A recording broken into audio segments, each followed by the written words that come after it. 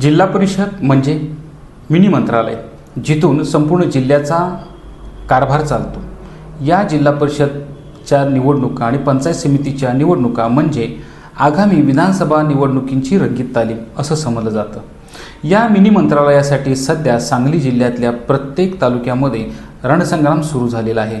या निवडणुकीच्या रणसंग्रामामध्ये सगळ्यात लक्षवेधी ठरलेल्या तासगाव आणि कवठेमंकाळ या दोन्ही तालुक्यातील जिल्हा परिषद आणि पंचायत समितीच्या या निवडणुका सर्वांसाठीच आज औत्सुक्याच्या ठरलेल्या आहेत। याचं कारण असं की या दोन मतदारसंघातला पारंपरिक राजकीय संघर्ष, विशेष करून तासगाव तालुक्यातल्या जिल्हा परिषद आणि पंचायत समितीच्या निवडणुका या सर्वांसाठीच लक्षवेधी ठरत आहेत। नमस्कार, मी संजय माळी आणि आपण पाहत आहात महाराष्ट्र मराठी न्यूज। तासगाव तालुक्यात सध्या निवडणुकीच्या या रणसंग्रामामध्ये जिल्हा परिषदेच्या पंचायत समितीच्या 12 गणामध्ये निवडणूक होत आहेत। या तालुक्यामध्ये पूर्वीपासूनच पारंपरिक जो राजकीय संघर्ष आहे तो स्वर्गीय आर.आर. पाटील व माजी खासदार संजय काका पाटील या दोन गटातला राजकीय संघर्ष। सध्या स्वर्गीय आर.आर. पाटील यांच्या गटाचं नेतृत्व करतायत ते विद्यमान आमदार रोहित पाटील।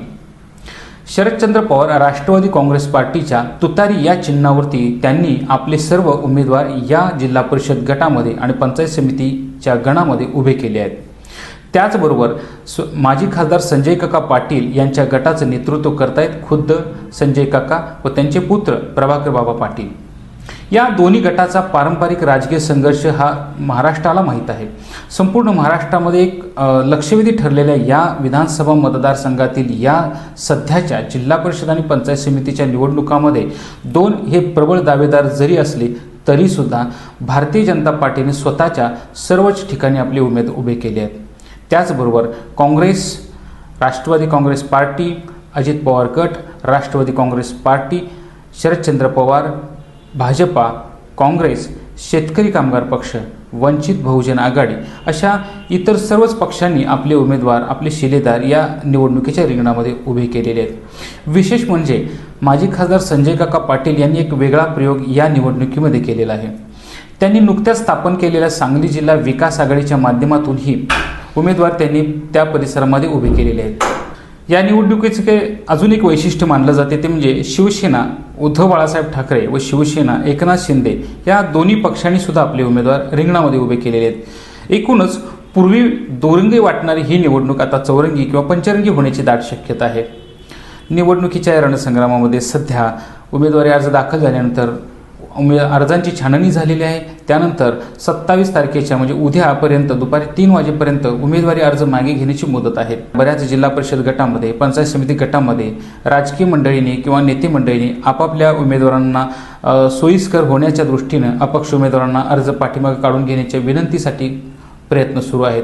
काही ठिकाणी नाराजीचं नाट्य आहे ते सुद्धा दूर करण्यासाठीचा खटाटोप किंवा प्रयत्न दोन्ही गटाकडून सुरू आहेत। लक्षवेधी ठरलेल्या या निवडणुकीमध्ये जरी दोन प्रबळ दावेदार असले तरी सुद्धा इतर पक्षांनी आपले उमेदवार उभे केल्यामुळे या एकूण निवडणुकीचा रंगच पालटलेला आहे।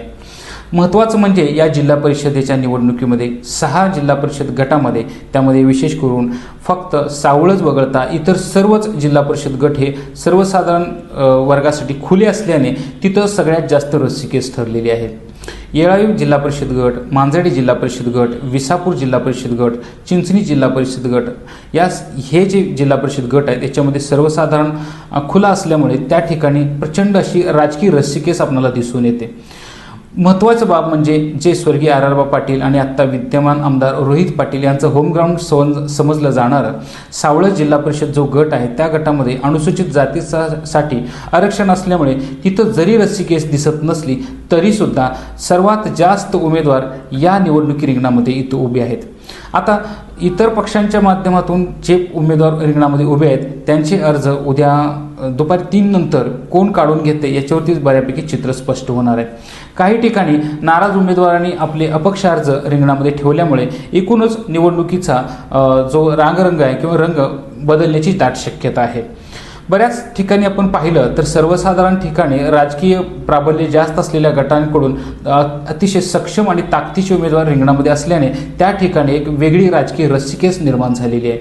विशेष करून येरळाकाठचा जो आपण येळावी जिल्हा परिषद गट पाहिला तर तो येरळाकाठचा जिल्हा परिषद गट हा पूर्वीपासून काँग्रेसचा बालेकिल्ला समजला जातो. माजी आमदार बाबासाहेब पाटील, त्याचबरोबर त्यांचे पुत्र विजयाण्णा पाटील आणि त्यानंतर त्यांचे नातू अमित पाटील उर्फ विशाल पाटील हे या जिल्हा परिषद गटातून सध्या काँग्रेसकडून हात या चिन्हावरती उमेदवारी लढवत आहेत. त्या ठिकाणी संजय काका पाटील यांनी स्वाभिमानी त्यांच्या विकास आघाडीमधूनही काही अर्ज भरले होते. त्याचबरोबर त्यांनी यावेळेला राष्ट्रवादी काँग्रेस पार्टी अजित पवार गट या गटातून घड्याळ या चिन्हावरती आपले उमेदवार उभे केलेले आहेत. त्या तिन्ही ठिकाणी संजय काकांनी आपले उमेदवार उभे केल्यामुळे तिथं घड्याळ या चिन्हाचा नेमका काय परिणाम राहील हे अद्याप स्पष्ट नाही आहे. स्वर्गीय आर.आर. पाटील आणि काँग्रेस यांचं अलायन्स किंवा युती असल्याने नेहमी हा जो येळावी जिल्हा परिषद गट आहे तो काँग्रेसला त्या दोन्हीच्या अलायन्समध्ये नेहमी काँग्रेससाठी राखीव असायचा. यावेळी मात्र तसं झालेलं नाही आहे. तिथं यावेळेचे विद्यमान आमदार रोहित पाटील यांनी आपले कार्यकर्ते डी.के. पाटील यांना निवडणूक रिंगणामध्ये उभं केलेलं आहे. डी.के. पाटील हे तुतारीचं चिन्ह घेऊन या निवडणूक रिंगणामध्ये उभे असल्यामुळे अमित पाटील यांच्या समोरच्या अडचणीमध्ये वाढ झालेली आहे. यापूर्वी असं वाटत होतं की येळावी जिल्हा परिषद गट हा काँग्रेस आणि रोहित पाटील यांच्या सोबत असेल, पण तसं न होता रोहित पाटील यांनी आपला स्वतंत्र उमेदवार उभा केल्यामुळे तिथं एक राजकीय उत्कंठा निर्माण झालेली आहे. त्यामुळं अमित पाटील हे काँग्रेसच्या हात चिन्हावरून उभे असल्याने अमित पाटील नेमके कोणासोबत जात आहेत, त्यांचा मदतीचा हात नेमका राष्ट्रवादी काँग्रेस पार्टी अजित पवार गटाला राहतोय का राष्ट्रवादी काँग्रेस पार्टी शरदचंद्र पवार गटाला राहतोय हे अद्याप स्पष्ट नाही आहे. त्या जिल्हा परिषद गटातला हा काँग्रेसचा एक मूळ कळीचा मुद्दा ठरता त्याचा परिणाम हा एकूण तालुक्यातल्या इतर जिल्हा परिषद मतदारसंघावरती किंवा पंचायत समिती गणावरती होण्याची दाट शक्यता आहे. तसं पाहिलं तर येळावी हा जिल्हा परिषद गट हा सर्वसाधारण गटासाठी खुला आहे, त्यामुळे तिथली रस्सीखेच हे दोन्ही पंचायत समिती गणावरती दिसून येते. येळावी जिल्हा परिषद गटाअंतर्गत वासुंबे पंचायत समिती गण आणि दुसरा आहे तो येळावी पंचायत समिती गण. त्यामुळे काँग्रेसचा आणि राष्ट्रवादी काँग्रेस पार्टीचा जो अलायन्स किंवा जी युती होती ती यावेळेला जर दिसली नाही तर त्याचा वेगळा परिणाम तिथं आपल्याला पाहायला मिळेल.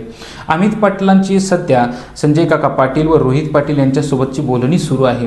त्यामुळे अमित पाटील काँग्रेस म्हणून कोणत्या गटाबरोबर जात आहेत त्याचा परिणाम एकूण जिल्हा परिषद मतदारसंघावरती दिसेल. वासुंबे पंचायत समिती गण हा अनुसूचित जातीच्या महिला वर्गासाठी आरक्षित असल्याने तिथली एक वेगळी रस्सीखेच आपल्याला पाहावीस मिळते.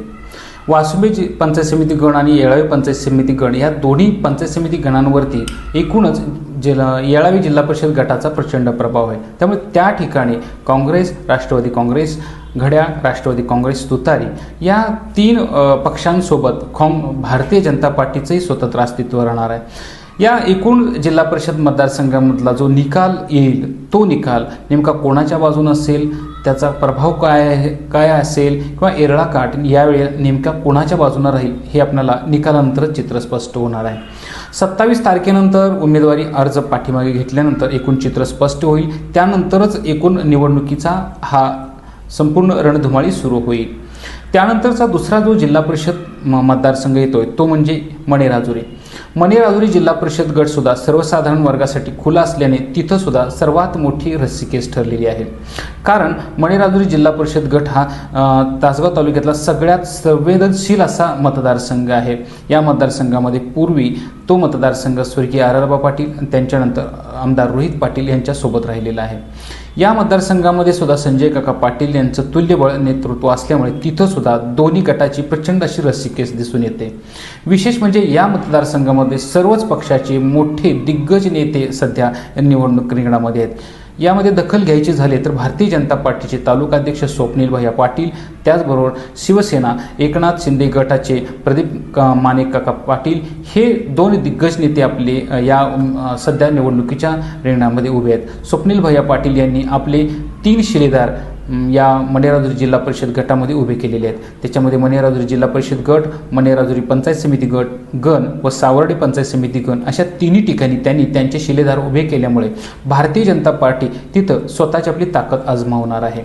या ठिकाणी संजय काका पाटील यापूर्वी भारतीय जनता पार्टीचं नेतृत्व करत होते. त्यावेळेला संपूर्ण तालुक्यामध्ये कमळ या चिन्हावरती उमेदवार उभे होते आणि यानंतर संजय काका पाटील यांनी भारतीय जनता पार्टीपासून फारकत घेतली आणि सध्या संजय काका पाटील हे राष्ट्रवादी काँग्रेस पार्टी अजित पवार गटासोबत असल्याने घड्याळ या चिन्हावरती निवडणुका लढवत आहेत. यापूर्वी घड्याळ हे चिन्ह स्वर्गीय आर.आर. पाटील यांच्यासोबत असायचं, त्यामुळे एकूणच मतदारसंघामध्ये घड्याळ हे चिन्ह पूर्वीपासूनच रुजलेलं आहे. पण सध्या विधानसभेनंतर आणि येणाऱ्या नगरपालिकानंतर आणि नंतर झालेल्या सगळ्याच निवडणुकांमध्ये तुतारी हे चिन्ह रुजवण्यात आमदार रोहित पाटील यांना फारसं म्हणजे तसं यश चांगलं आलेलं आहे. त्यामुळे जो पूर्वीचा आपल्याला सगळ्यांच्यामध्ये संभ्रम होता की घड्याळ आणि तुतारी हे चिन्ह पोहोचवण्यात दोन्ही गटांना दोन्ही गटाची जी रस्सीकेस व्हायची किंवा जी धडपड व्हायची, त्यामध्ये त्या दोन्ही गटांना चांगलं यश आलेलं आहे. तसं पाहिलं तर मणिराजुरी ह्या जिल्हा परिषद गटामध्ये स्वर्गीय आर.आर. पाटील आणि आत्ताचे आमदार रोहित पाटील यांचा वरचष्मा राहिलेला आहे. पण तिथंसुद्धा यावेळी संजय काका पाटील यांनी तुल्यबळ असे उमेदवार रिंगणामध्ये दिल्यामुळे तिथंसुद्धा रस्सीकेस निर्माण झालेली आहे. एकूण 27 तारखेनंतर उमेदवारी अर्ज पाठीमागे घेतल्यानंतरच निवडणुकीचं चित्र स्पष्ट होईल आणि त्याच वेळेला या परिसरामध्ये किंवा या मतदारसंघामध्ये जी निवडणुकीची रस्सीकेस किंवा निवडणुकीचा जो रागरंग असेल तो आपल्याला चित्र स्पष्ट होईल. या मतदारसंघाचं वैशिष्ट्य मगाशी म्हणाल्याप्रमाणे सर्वच राजकीय नेते मंडळी त्यांचे शिलेदार या रिंगणामध्ये उभे असल्याने तालुक्यातला सर्वात संवेदनशील असा हा मतदारसंघ सध्या दिसून येतोय. स्वप्नील पाटील व प्रदीप पाटील या दोन्ही दिग्गज नेत्यांचा सावर्डे हे मूळ गाव असल्याने सावर्डे पंचायत समिती गणावरती त्यांचा प्रभाव दिसून येईल. तर त्याचबरोबर मणिराजुरी जिल्हा परिषद गटावरती विद्यमान जिल्हा परिषद सदस्य सतीश बंडू पवार व संजय काकांचे सरपंच पदाचे सरपंच जे आहेत शशिकांत जमदाडे, त्यांच्या पत्नी त्या सरपंच आहेत, त्यांचे पती शशिकांत जमदाडे सध्या निवडणूक रिंगणामध्ये उभे आहेत. त्यामुळे तिथंसुद्धा एक राजकीय रस्सीकेस आणि अतिशय महत्त्वाकांक्षी नेतृत्व या परिसरामध्ये आपल्याला दिसून येते. त्याचा एकूणच त्या जिल्हा परिषद मतदारसंघावरती त्याचा परिणाम आपल्याला दिसून येणार आहे.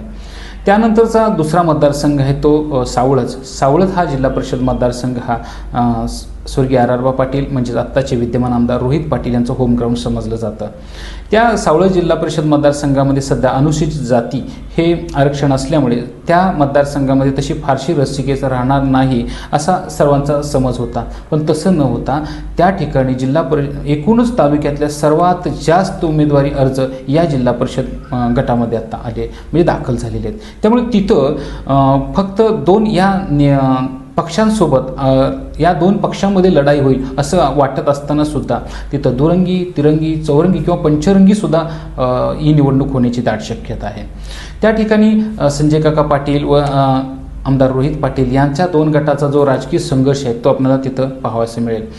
व सगळ्यात महत्त्वाचं म्हणजे सावळज जिल्हा परिषद गटामध्ये सावळज पंचायत समिती गण आणि वायफळे पंचायत समिती गण असे दोन स्वतंत्र पंचायत समिती गण आहेत. या दोन्ही पंचायत समिती गणाचं जे आरक्षण आहे ते सर्वसाधारण असल्यानं तिथंसुद्धा एक वेगळ्या पद्धतीचं आपल्याला चित्र स्पष्ट होणार आहे. तर वायफळे जिल्हा परिषद पंचायत समिती गणामध्ये सुद्धा सर्वसाधारण आरक्षण असल्याने सर्वसाधारण गटासाठी तो पंचायत समिती गण खुला असल्याने तिथंसुद्धा एक वेगळ्या पद्धतीची राजकीय चढाओढ आपल्याला पाहावयास मिळते. यापूर्वी सुद्धा हा पंचायत समिती गण अतिशय संवेदनशील ठरला होता. त्यानंतरचा जो दुसरा पंचायत समिती गण आहे तो म्हणजे सावळज हा राष्ट्रवादीचा बालेकिल्ला समजला जातो. त्यामुळे तिथंसुद्धा सर्वच पक्षांची एक वेगळी ताकद, क्षमता आणि शक्ती आजमावण्यासाठी बरेच पक्ष तिथं आपल्याला निवडणूक रिंगणामध्ये उभे असल्याचे दिसते. एकूण पाहता सावळज पंचायत समिती, वायफळे पंचायत समिती आणि सावळज जिल्हा परिषद गटामध्ये पारंपरिक दोन गटामध्ये जो राजकीय संघर्ष होईल अशी जी आपल्याला स्थिती वाटत होती तशी स्थिती सध्या तिथं नाही आहे. त्यामुळे तिथं दुरंगी, तिरंगी, चौरंगी किंवा पंचरंगी सुद्धा निवडणुका होण्याची दाट शक्यता आहे. एकूणच ह्या निवडणुकीमध्ये भाजपनं स्वतंत्र प्रत्येक ठिकाणी आपले उमेदवार उभे केल्याने या निवडणुकीचा जो सस्पेन्स होता तो वाढत चाललेला आहे. एक कुतूहल होतं की भारतीय जनता पार्टी, संजय काका पाटील यांच्यानंतर भारतीय जनता पार्टी नेमकी कोणती काय भूमिका घेते किंवा त्यांना या परिसरामध्ये सक्षम उमेदवार मिळतात की नाही, हे सगळं असताना स्वप्नील पाटील यांनी ते दिव्य पार करून प्रत्येक ठिकाणी आपले सक्षम असे उमेदवार उभे करण्यात त्यांना यश आलेलं आहे. त्याचबरोबर शिवसेना एकनाथ शिंदे गट, शिवसेना उद्धव बाळासाहेब ठाकरे गट यांनीसुद्धा प्रत्येक ठिकाणी आपले उमेदवार उभे करण्याचा प्रयत्न केलेला आहे. काही ठिकाणी त्यांना उमेदवार सक्षम मिळालेले आहेत, काही ठिकाणी त्यांना उमेदवार मिळाले नाहीत. त्या ठिकाणी त्यांनी उमेदवार जिथं मिळाले तिथं त्यांनी त्यांची ताकद लावण्याचा प्रयत्न केलेला आहे. त्यानंतरचा जो महत्त्वाचा जो जिल्हा परिषद गट येतो तो म्हणजे मांजर्डे जिल्हा परिषद गट. मांजर्डे जिल्हा परिषद गटसुद्धा सर्वसाधारण वर्गासाठी खुला असल्याने तिथंसुद्धा सर्वात मोठी राजकीय घडामोड किंवा राजकीय संघर्ष आपल्याला दिसून येतोय. मांजर्डे जिल्हा परिषद गटाअंतर्गत पंचायत समिती गण जे 2 आहेत त्याच्यामध्ये पेड आणि दुसरा आहे तो मांजर्डे. मांजर्डे हा पंचायत समिती गण सर्वसाधारण महिलांसाठी खुला असल्याने तिथंसुद्धा एक वेगळी राजकीय चढाओढ आपल्याला दिसून येते. अनेक दिग्गज मंडळींनी आपल्या महिला उमेदवारांना तिथं रिंगणामध्ये उभं केल्याने एक वेगळी चढाओढ या परिसरामध्ये किंवा या मतदारसंघामध्ये दिसून येत आहे. या मांजर्डे जिल्हा परिषद गटाचा प्रभाव या दोन्ही पंचायत समिती गणावरती असल्यामुळे दोन्ही पंचायत समिती गणाचा जो निकाल असेल तो एकूणच या जिल्हा परिषद गटावरती अवलंबून असणार आहे. ज्या पद्धतीनं पंचायत समिती गणातले उमेदवार निवडणूक रिंगणात उभे आहेत त्यांची नेमकी काय ताकद राहील त्याचा परिणाम एकूण ह्या जिल्हा परिषद गटावरती आपल्याला दिसून येणार आहे. मांजर्डे जिल्हा परिषद गट मांजर्डे पंचायत समिती गण हा सर्वसाधारण महिलांसाठी खुला असल्याने तिथली राजकीय चढाओढ ही एकूण या जिल्हा परिषद गटावरती प्रभाव दाखवणारी ठरणार आहे. त्यानंतरचा जो दुसरा पंचायत समिती गण आहे तो पेड पंचायत समिती गण. पेड पंचायत समिती गण हा सध्या नागरिकांचा मागास प्रवर्ग अर्थात ओबीसी वर्गासाठी आरक्षित असल्याने तिथली जी रस्सीकेस आहे ती विशेष करून पेड या गावावरती अवलंबून आहे. त्यामुळे त्या ठिकाणी आपण पाहतो तर संजय काका पाटील व रोहित पाटील या दोन्ही गटांनी आपले शिलेदार किंवा उमेदवार तिथे उभे केलेले आहेत. तसं पाहिलं तर मांजर्डे हा पूर्वीपासूनचा जिल्हा परिषद मतदारसंघ हा आराराबा पाटील यांच्यासोबत असायचा. पण तासगाव कवठेमहांकाळ विधानसभा मतदारसंघाच्या रचनेमध्ये मांजर्डे आणि विसापूर या परिसरातील 21 गावं ही खानापूर आटपाडी मतदारसंघाला जोडल्याने त्या भागातल्या गावांचे जे राजकारण होते समाजकारण होतं ते तासगाव तालुक्यापेक्षा सर्वात जास्त त्या गावांवरती प्रभाव हा खानापूर आटपाडी मतदारसंघाचा दिसून येतो. त्यामुळे तिथंसुद्धा जरी हे आपल्या तालुक्यात तासगाव तालुक्यात जरी ही गावं असली तरी त्याचा प्रभाव हा खानापूर आटपाडी विधानसभा मतदारसंघाचा आपल्याला दिसून येतो. त्यामुळे तिथं संजय काका पाटील रोहित पाटील यांच्यासोबत भारतीय जनता पार्टी एकनाथ शिंदे शिवसेना त्याचबरोबर उद्धव बाळासाहेब ठाकरे शिवसेना व इतर सर्वच पक्षांनी आपली ताकद आजमावण्याचा प्रयत्न केलेला आहे. त्यांनी आपापले उमेदवार रिंगणामध्ये उभे केलेले आहेत. 27च्या उमेदवारी अर्ज मागे घेण्याच्या मुदतीनंतर एकूण चित्र स्पष्ट होईल आणि त्यानंतरच निवडणुकीचा खरा रागरंग काय असेल किंवा निवडणुकीचं एकूण चित्र काय असेल ते आपल्याला लवकरच बघायला मिळेल. यानंतरचा महत्त्वाचा जो जिल्हा परिषद गट येतो तो म्हणजे विसापूर जिल्हा परिषद गट. विसापूर जिल्हा परिषद गट हा सुद्धा सर्वसाधारण वर्गासाठी खुला असल्याने तिथंसुद्धा राजकीय रस्सीखेच आपल्याला कायम दिसून येते. हा मतदारसंघ पूर्वीपासून स्वर्गीय आराराबा पाटील व काही वेळात संजय काका पाटील यांच्यासोबत राहिलेला आहे. तर तिथला जो संमिश्र मतदार आहे त्याचा प्रभाव हा एकूण जिल्हा परिषद मतदारसंघावरती आपल्याला दिसून येतोय. विसापूर जिल्हा परिषद मतदारसंघांतर्गत विसापूर आणि बोरगाव हे 2 पंचायत समिती गण आपल्याला तिथं पाहायला मिळतात. त्याच्यामध्ये विसापूर पंचायत समिती गण हा सर्वसाधारण वर्गासाठी खुला असल्याने तिथं एक वेगळी राजकीय रस्सीखेच किंवा एक वेगळा राजकीय तणाव आपल्याला तिथं दिसून येते. 2 गटासोबत 2 संजय काका पाटील व आर पाटील या 2 दिग्गज पारंपरिक गटासोबत इतर पक्षांनी सुद्धा आपले उमेदवार रिंगणामध्ये उभे केल्याने तिथं सुद्धा एक वेगळ्या पद्धतीची राजकीय चढाओढ आपल्याला या निवडणुकीत दिसून येते. त्यानंतरचा जो दुसरा पंचायत समिती गण आहे तो बोरगाव पंचायत समिती गण हा सर्वसाधारण महिला वर्गासाठी आरक्षित असल्याने तिथं आपल्या दिग्गज महिलांना नेते मंडळींनी उभ्या करण्याचा रिंगणामध्ये उतरवण्याचा प्रयत्न केलेला आहे. या निवडणुकीमध्ये हा पंचायत समिती गण हा एकूण जिल्हा परिषद मतदारसंघाच्या निकालावरती प्रभाव ठरणारा ठरतोय. कारण हा पूर्वी म्हणल्याप्रमाणे हा मतदारसंघ 21 गावं खानापूर आटपाडी विधानसभा मतदारसंघाला जोडल्याने त्या गावाचा किंवा त्या तिथल्या नेतृत्वाचा प्रभाव ह्या एकूणच पंचायत समिती गणावरती आपल्याला दिसून येतोय. या पंचायत समिती बोरगाव पंचायत समिती गण व विसापूर पंचायत समिती गण ह्या दोन्ही पंचायत समिती गणातला निकाल हा एकूण विसापूर जिल्हा परिषद गटावरती दिसणार किंवा एकूणच विसापूर जिल्हा परिषद गटाचा निवडणुकीचा निकाल हा या दोन्ही पंचायत समिती गणाच्या निकालावरती अवलंबून आहे असं म्हटलं तर वावगं ठरणार नाही. त्यानंतरचा दुसरा महत्त्वाचा आणि सगळ्यात संवेदनशील असा जो जिल्हा परिषद गट आहे तो म्हणजे चिंचणी हे माजी खासदार संजय काका पाटील यांचं होम ग्राउंड समजलं जातं. खुद्द त्यांचं चिंचणी हे गाव असल्यामुळे त्या गावातली जी रस्सीखेच किंवा त्या गावातला जो एकूण प्रभाव आहे तो संपूर्ण चिंचणी जिल्हा परिषद गटावरती आपल्याला दिसून येतोय.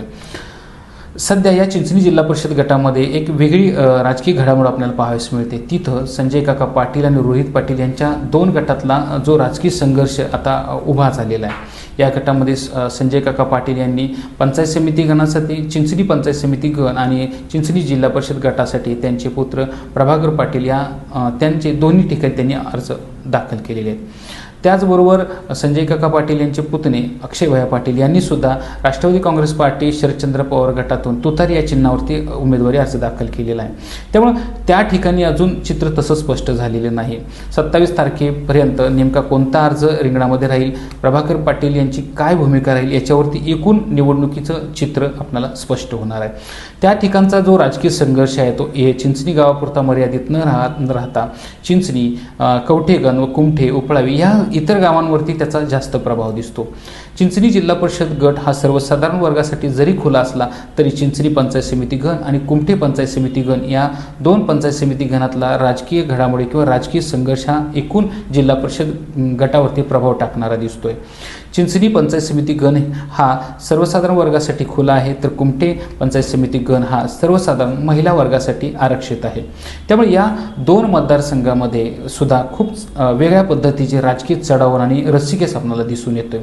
दोन दिग्गज पारंपरिक राजकीय संघर्षासोबत या ठिकाणी भारतीय जनता पार्टी, शेतकरी कामगार पक्ष, काँग्रेस, उद्धव बाळासाहेब ठाकरे शिवसेना, एकनाथ शिंदे यांची शिवसेना व इतर सर्वच पक्षांनी आपले उमेदवार या रिंगणामध्ये ठेवलेले आहेत. त्यामुळं 27 तारखेनंतर नेमके अर्ज किती रिंगणामध्ये राहत आहेत त्याच्यावरती एकूण निवडणुकीचा चित्र किंवा एकूणच निवडणुकीचा रागरंग किंवा एकूणच निवडणुकीचं चित्र आपल्याला स्पष्ट होणार आहे.